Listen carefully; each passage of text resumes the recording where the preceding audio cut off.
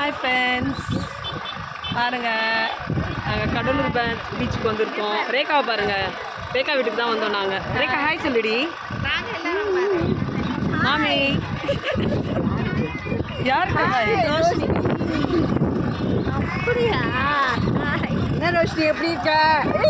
ரோஷினி நல்லா இருக்கேன்டா. எங்கள் ரோஷினி டெல்லியிலேருந்து வந்திருக்கா. நாங்களாம் என்ஜாய் பண்ணுறத டெல்லியிலேருந்து வரல, டெல்லியில் இருக்கா. எக்ஸாம் எழுத.